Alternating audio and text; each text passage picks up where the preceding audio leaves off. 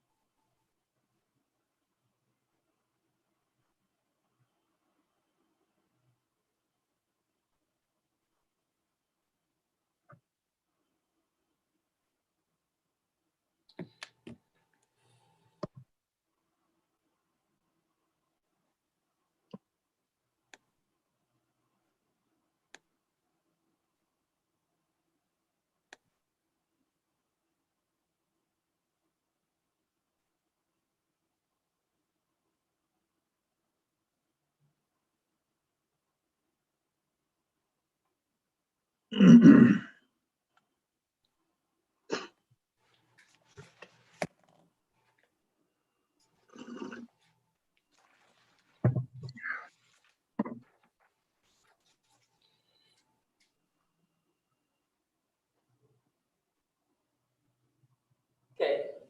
Boy, I feel great. I just got a promotion. Are you unmuted? I think so. And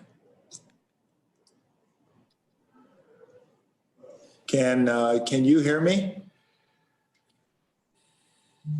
You can. Good.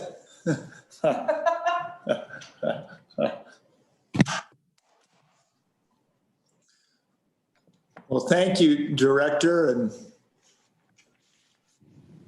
I am thinking that we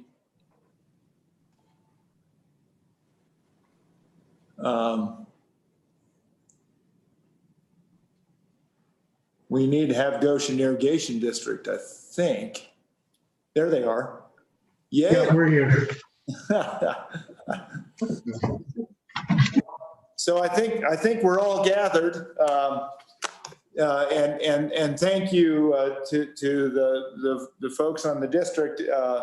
The challenge we have is anytime that there are three of us, we have to notice the meeting, and so it's really nice to have actually Auditor Racinas and Superintendent Balo on as well. But the main point of this today was that our last conversation, we just kind of touched base.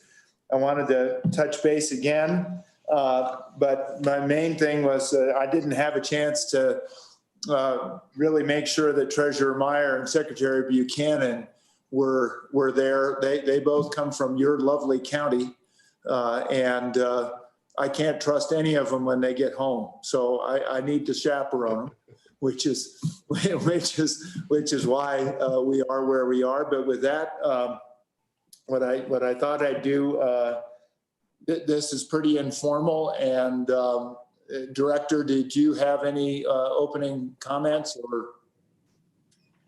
No, Mr. Chairman, I would just note that this is the State Loan and Investment Board sort of working group session related to the Goshen Irrigation District tunnel collapse, the funding status update. I'll just note for all the participants that, as you stated, Mr. Chairman, this is a public meeting which is being broadcast live on YouTube because we do have a quorum of the board.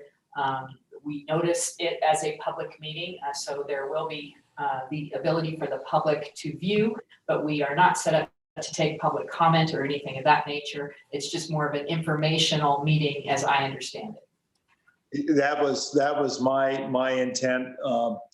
And I guess we, from my office, Beth is here.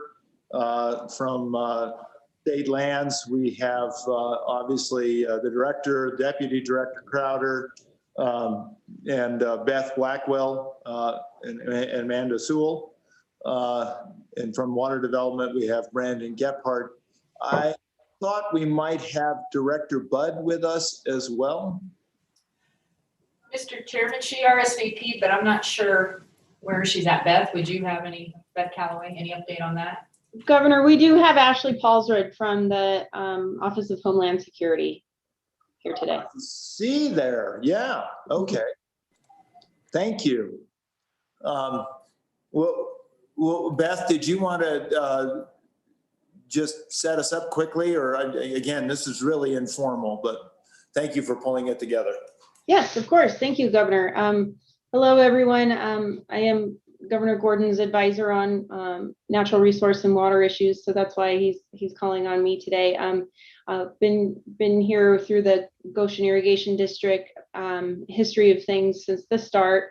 The intent of today's meeting is really just to gather the State Loan Investment Board together to get you up to speed on where things are to date on the status of funding assistance for Goshen Irrigation District. They've been hard at work evaluating all kinds of different options to assist with the repairs of the tunnel.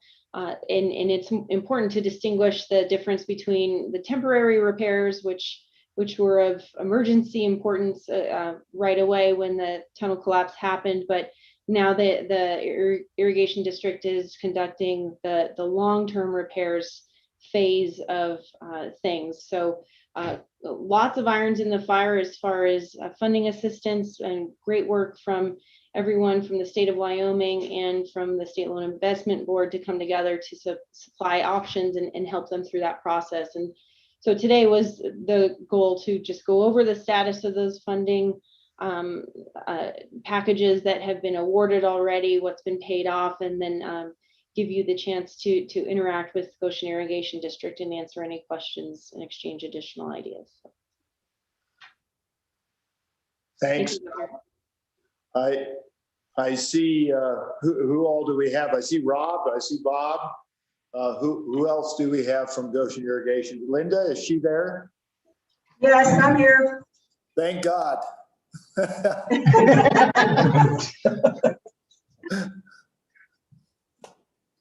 Well, great. A couple things, and I'll just kind of open it up after that. But and Brandon's here, obviously.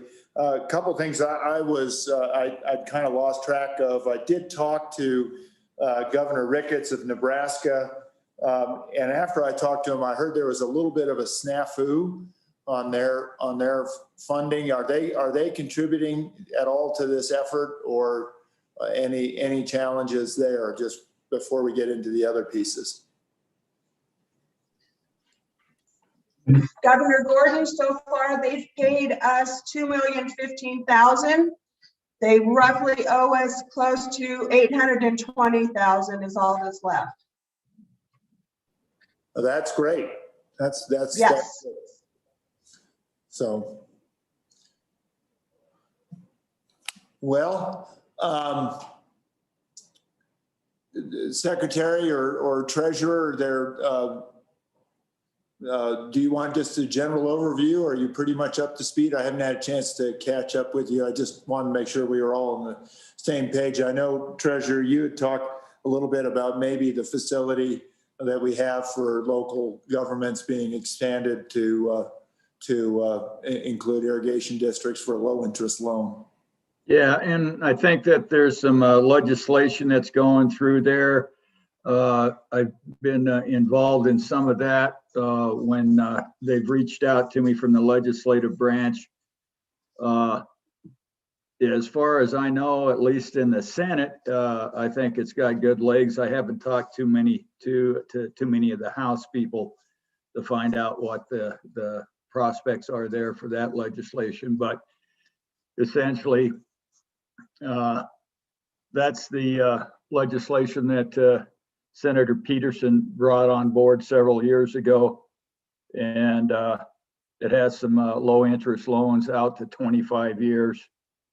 And I think the only thing that some of the senators wanted was to, which are fine right now, but if the interest rates go up, they thought that maybe there should be some protection there. So I think they have an amendment that would just say that it would be the greater of those 1% loans plus the duration of them factor, or just the what a U.S. Treasury note would be.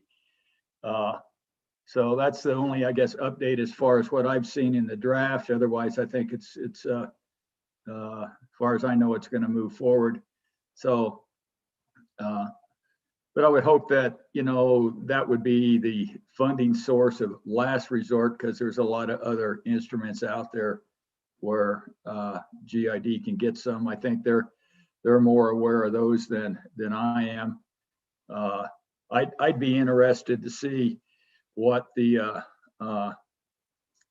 feds are doing to the irrigation district as far as restrictions or funding, because I'm not you know, up to speed what the last status of those possibilities are.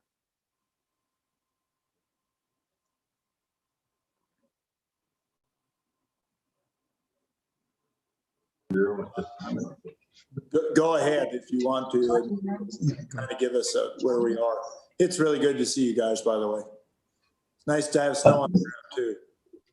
Yeah. And as far as from what we have found out so far, I think about the only thing that we are really eligible for, or that we've really looked at, is additional loan through the Bureau, which would be at a higher interest rate than what we was getting through the Slib board. So that's the only one that I am aware of that we can go with. This other one through the USDA,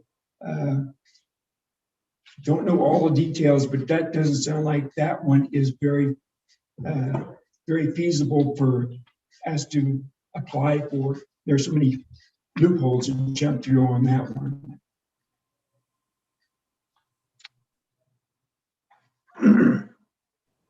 And, you know, one of the things we talked about last time was the possibility of trying to consolidate on the lowest interest rate that we could, so that, because we just became an irrigation district, and I was a little shocked when I saw what was on my tax rolls. I was a little shocked with what happens elsewhere. So I know that that's a challenge, and just wanted to make sure that are there things that we can do to help make that work better for you?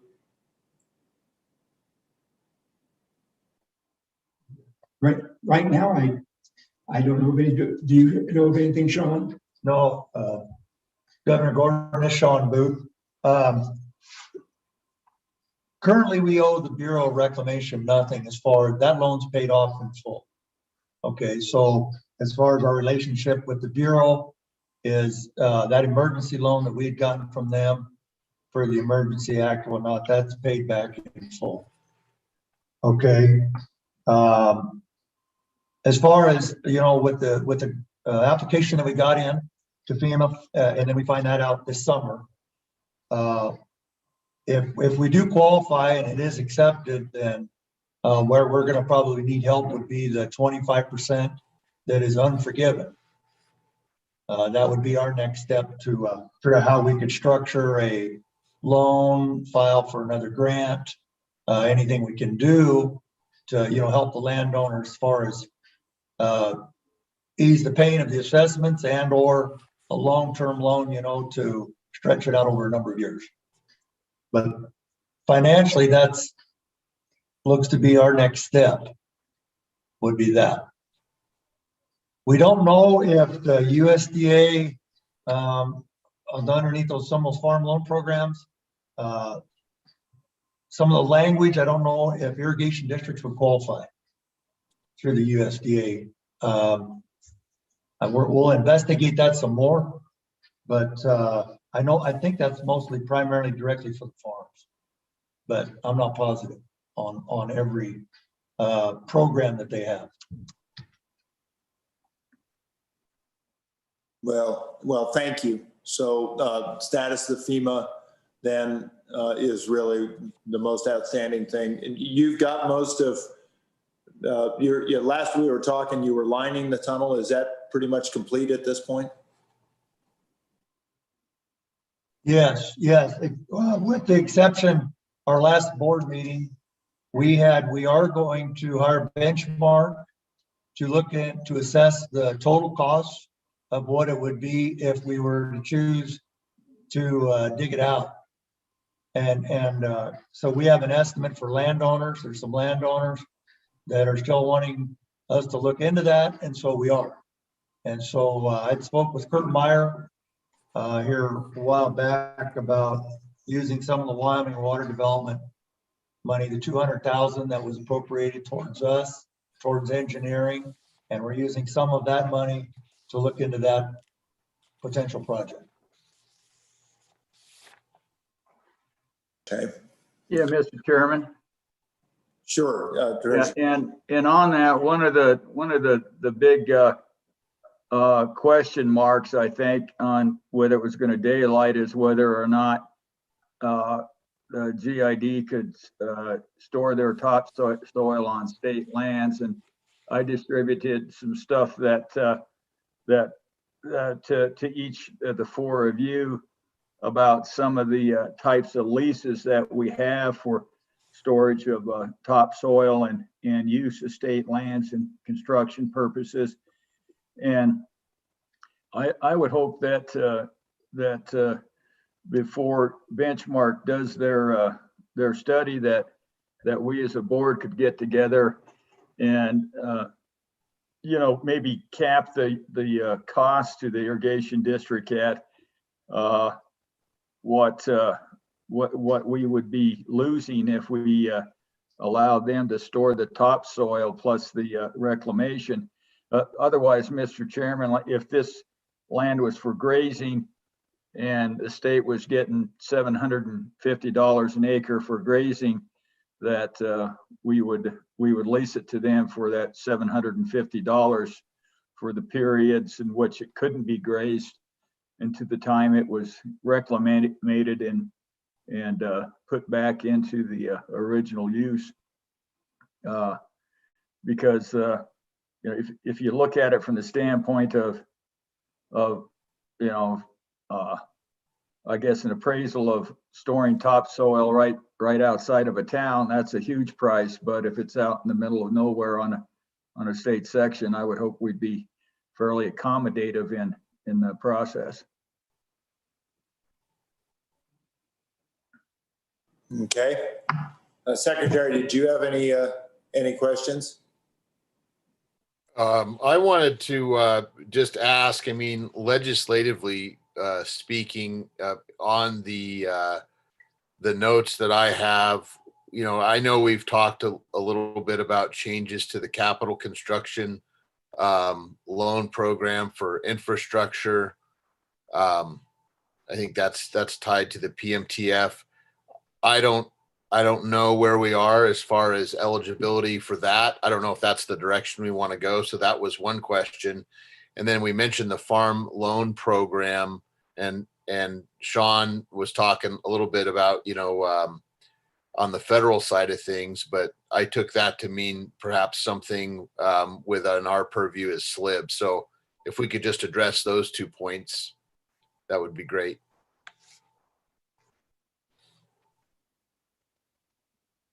Okay, on the one, and I guess, Beth, do you want to take a shot at those? I think the capital construction loan facility was Senator Peterson's piece, right. and that will take an adjustment in statute. But Beth, on the farm loan program, anything there that we should be thinking about? That'd be Blackwell. Mr. Governor, Sorry for the technical difficulties with my camera. So listening to this conversation, within the farm loan program, there are, I can't remember the dollar amount. I want to say over $100 million set aside to make farm loans out of the farm loan program. Those farm loans are made at 8%. So in my 9 years of being in my position, we have never had anyone come and request a farm loan from us. That program is primarily used for the beginning ag producers. So there's availability in that program. However, once again, the statute would need to be changed. And my thought, listening to some of the comments from GID, we could essentially do with the 25% that is unforgivable on the FEMA loan, what we did with your bureau rec loan. But I think using an SRF loan would be difficult to do that with, because your FEMA funded project would have to meet all SRF requirements for it to even be considered under the SRF program. So that would mean Davis-Bacon, American Iron and Steel, all of those extra federal requirements that come along with that funding. So in my mind, the best place to maybe for the state to come in and backfill that 25% or help with that 25% would be a state funded program, whether it's through the capital construction program or the farm loan program. It would just alleviate some of those federal requirements that may add to the cost of this program. I would think, FEMA would have the environmental requirements, but I just don't know how those requirements match up. And I believe that there is a restriction between SRF and FEMA funding the whole project. So I truly do think the best bet for the state to help would be either through the farm loan program or the capital construction loan program.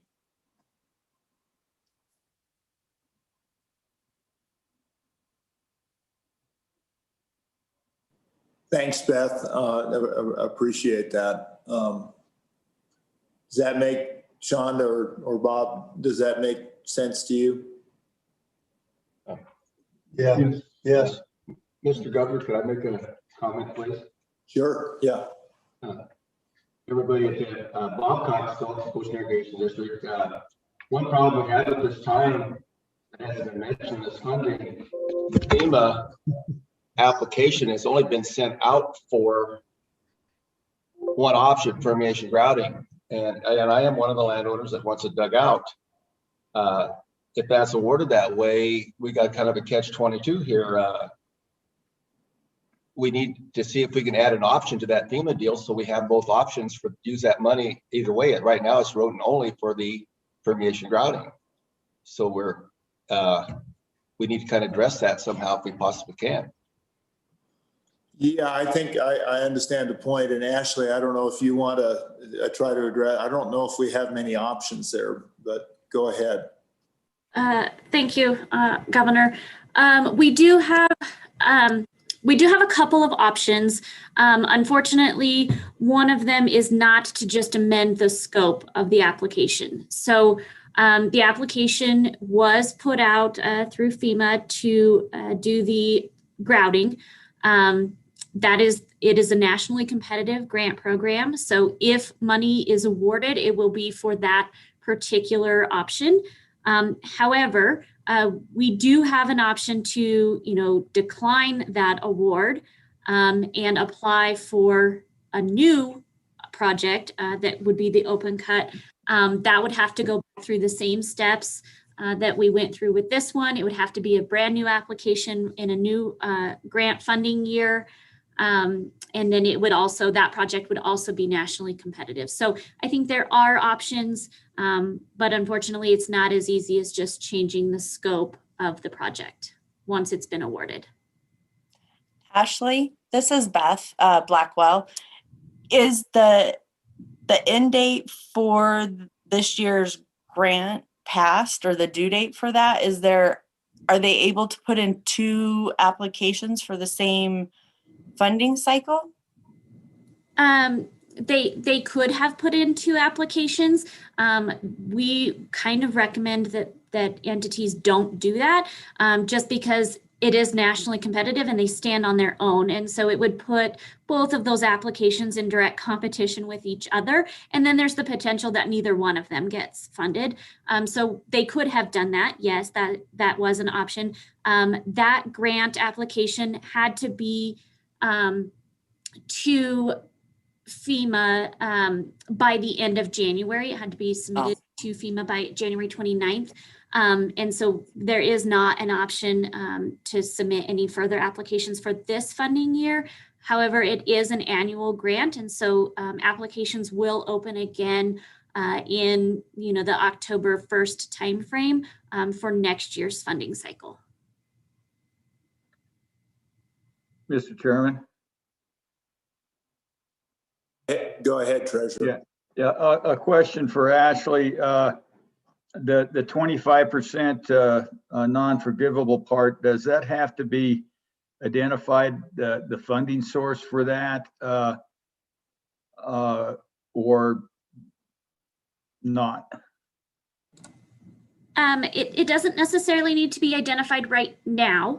That 25% can be any combination of state, local, or in-kind match. So it doesn't have to be an identified hard firm right now, but it will have to be identified before a GID can accept the award from FEMA. And we expect that, just to give you kind of a heads up on the timeline, FEMA is they're spending most of the month of March doing their reviews on these grant applications at the headquarter level. We expect to hear sometime early summer if this project has been selected for further review. We will know hopefully by early fall if this project was actually awarded. And then at that point, we would need to solidify the match and identify the funding source. Follow up, Mr. Chairman. It sounds like, Ashley, that this is an annual program and that there's not 2 periods that are available for applications. Is that correct? That is correct. Yes. Okay, thank you.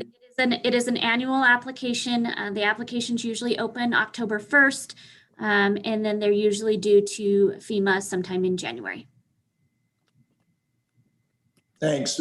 Beth Blackwell. I just was wondering, Ashley, what kind of in-kind matches does FEMA accept? That's a good question, Beth. So we see it kind of in all forms.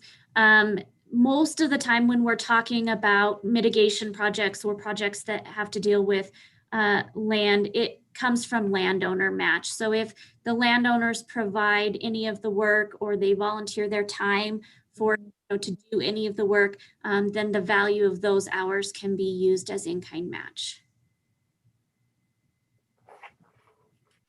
So Ashley, just for my information, then you're saying at this point the options that are before us are, if the current application is accepted, but the determination is that the open cut's superior, the current application would have to be declined and a new application filed.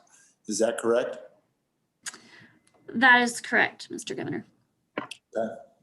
Follow up, Mr. Chairman? Oh. Yeah, please, Treasurer. Yeah.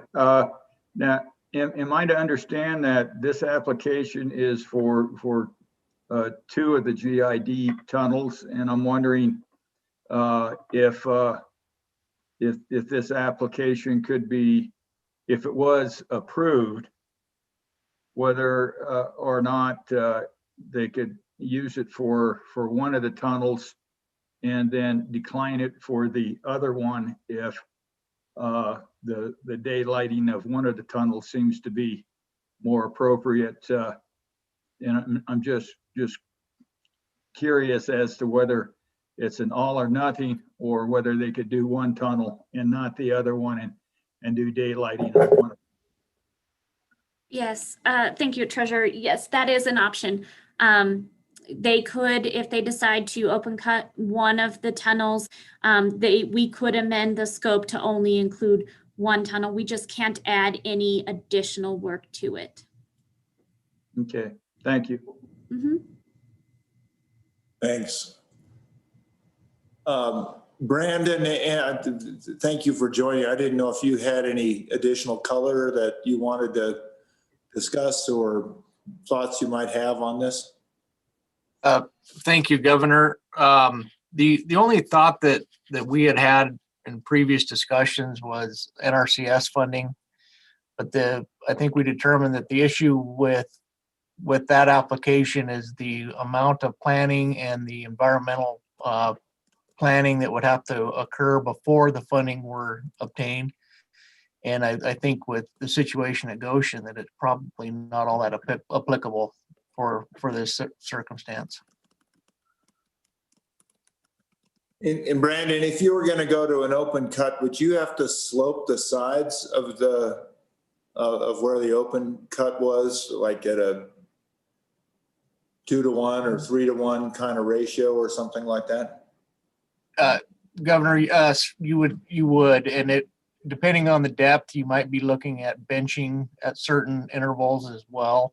It depends on what the soils are at that location, and so you would have to slope it, and it does get to be quite large at the top, I would assume. Okay. Mr. Governor, can I ask a question, please? Yeah, absolutely. I don't know if you can see me enough. Bob Coxville again. I'd like to ask Ashley with FEMA.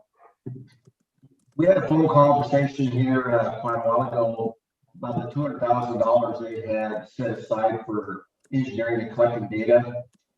And we had a phone call later on there, not too many were on that call, but in that call, if you recall, I think if we send a letter requesting use some of that money for the open cut research, I think that's what we needed to do. I don't think that letter ever got sent. Is there a possibility we could send that letter again to use some of that engineering fees to collect data on the open cut?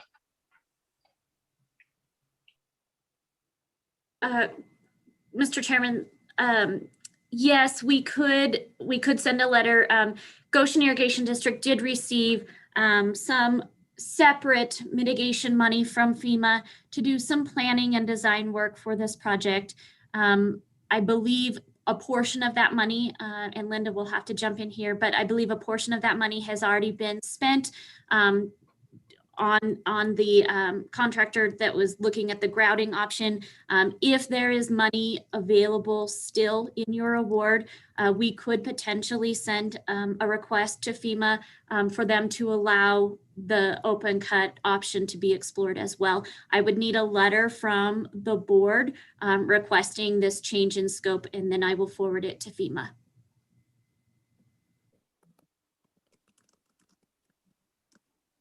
Actually, I am still receiving some bills. I have not turned in a payment schedule to you yet, but yes, we've used some. I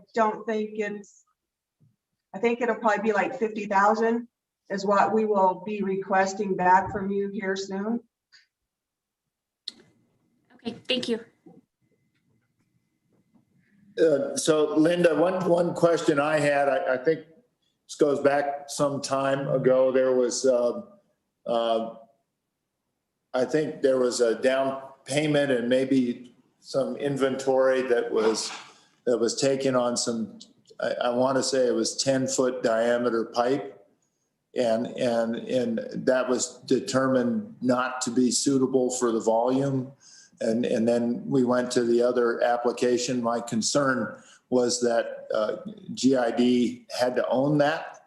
Have you been able to negotiate your way out of that, or was that not true, or did you get it sold, or do you have that sitting there somewhere? Mr. Governor, no.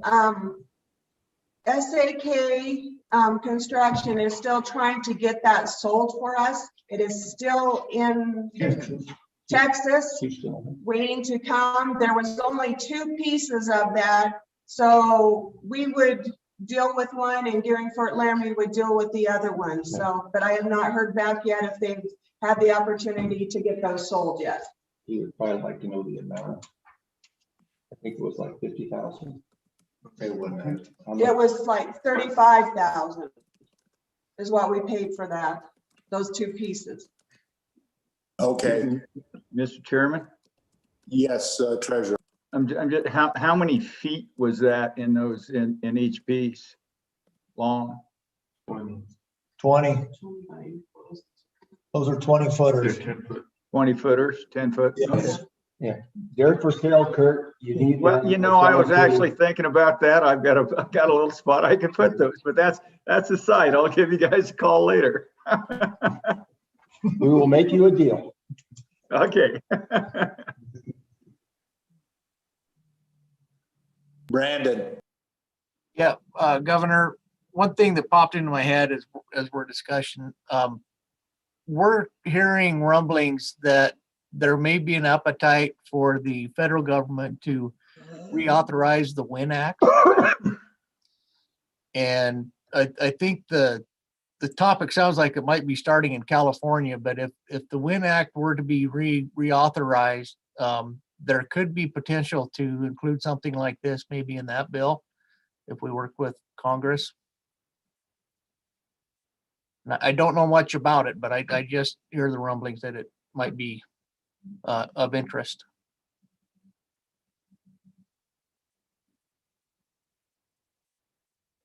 Thank you, Brandon. Beth Calloway, do you know anything about that? No, Governor, I don't have an update on that, but duly noted. We'll be on the lookout for that. Very good. Well, good. Are there further points? I think what I got out of this is that things are moving ahead. You guys have neared completion of the grouting, I think, right? You ready to start moving water pretty soon?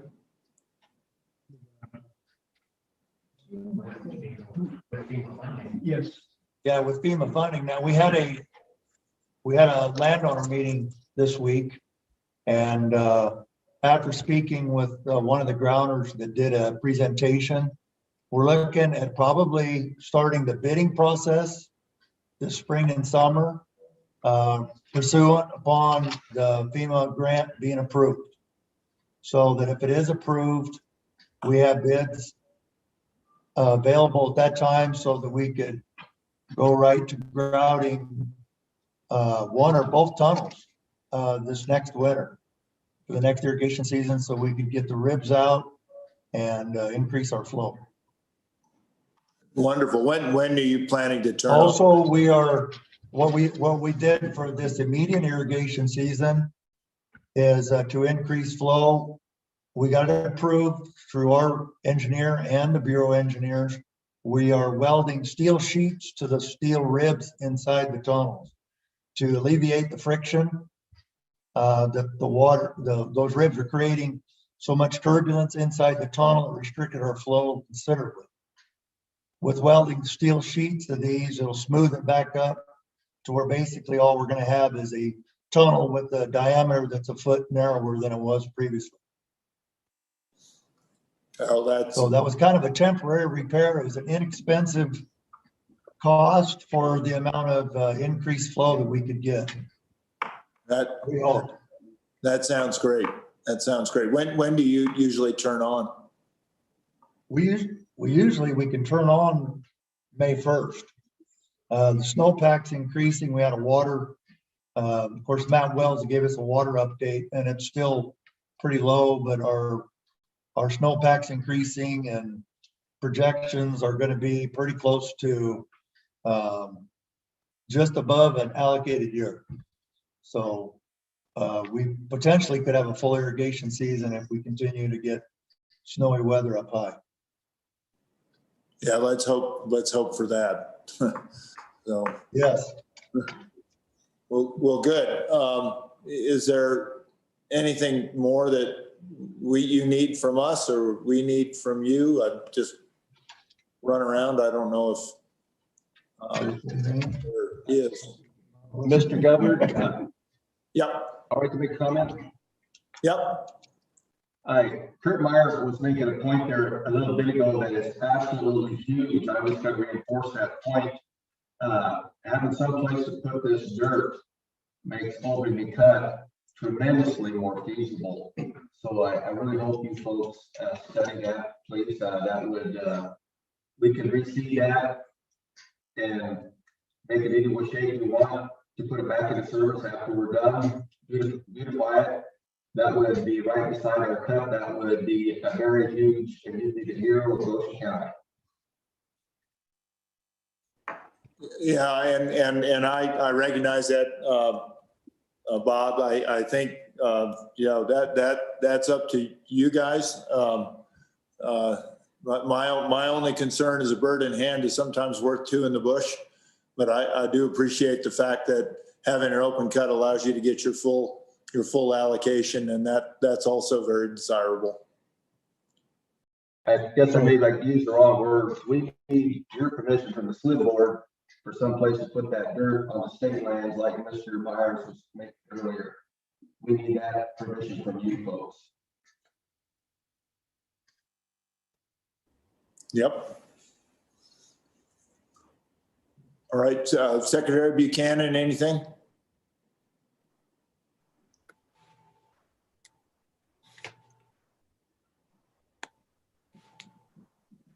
Can't hear you. Anything, Secretary? No, I couldn't hear the last comment from the board, and so I was trying to turn up my volume here. Is all I was doing. I thought. Go ahead. If I talk louder, can you hear me now? I can. Sorry, I was just backing up what Mr. Meyer suggested earlier about the Slib board. Is that would be huge to be able to spread that dirt out and reseed it on your state lands, which is right next to the possibly open cut.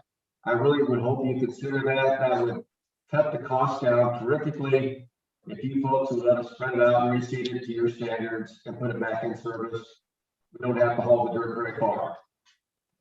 We'd have to get permission from you folks for the state land investments. And I guess what, and this is a question I had before, but I figured, you know, everybody's working on it. You were talking about trying to find the funding or what funding you could use in the planning process to study the feasibility of an open ditch. And so I guess our decision on the state lands being used for the overburden to come onto, I think that's probably crucial. I just don't know the timing of when that would be required, because it sounds like there are two ideas here, both of which could be a possibility and for the long run, but we haven't quite been able to study the feasibility of which one would be best for the district. Is that accurate? I would say yes.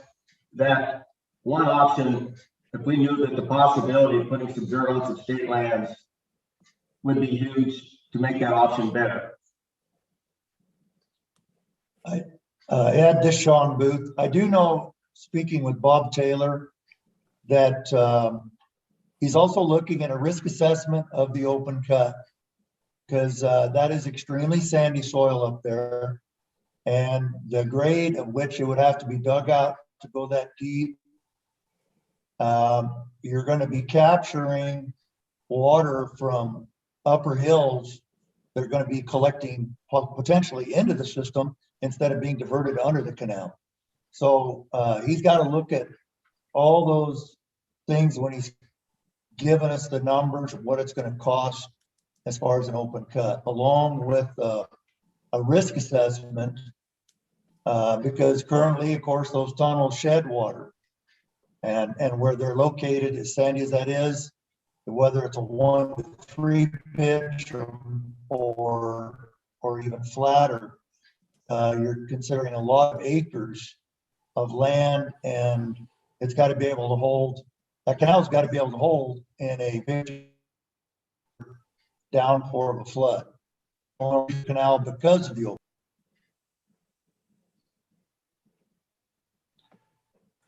So that study is well underway. In other words, it's just we're going to have to await the analysis of the two options, or that as an alternative option. Second option is just getting started. I guess I'd just like to reaffirm or just confirm with Ashley with FEMA, if we send that letter and if there's some money left over in that $200,000 engineering study, if we could use some of that to pay some of these engineering fees. Yes, so I can't make any promises because we are just, the Office of Homeland Security here. FEMA will have the ultimate say. But if we submit a letter requesting that you use some of that planning money, I don't see any reason why FEMA wouldn't approve it. But obviously, that's just my opinion. So let's get the letter from the board requesting to use some of that money to explore this other option. We'll send it in to FEMA, and as soon as I have an answer, I will be sure to let you know. Thank you. Thanks, Ashley. Superintendent, you've been on. I don't know if you had any questions. Okay. Jason, any questions or thoughts or observations? No, sir. I just mentioned that we're happy to work through the process of moving dirt onto state land if that's the direction they wanted to go. Great. Auditor Racines, anything? Mr. Chairman, I apologize. I had to step away to join appropriations. I just rejoined, so I didn't hear the question. Well, I just assumed you'd accepted all the jobs we gave you, so. Could you, and a few more? Okay, good. All right. Well, for the folks from the district, thank you very, very much. It's good to see you. And if there's anything more, like we said, we'll entertain anything. Thanks for the catch up. I think you know that we're all committed to make sure this works as well as we can. And however this goes, it may also end up applying to the Kendrick district or any other district that may have some challenges. I am trying to get an audience with Secretary Nominate of Interior, and I'll keep you apprised if I'm successful. To be able to kind of weigh in on the BUREC side. I know Pete Ricketts has been very, very helpful there too, so. Thank you. Thank you, Governor. Mr. Governor, this is Cox still again. Can you hear me? I can barely hear you, Bob. What are you saying? I want you to smile. I'm getting a picture of you here. When I go to the bar and I'm bragging rights that I talked to the governor today.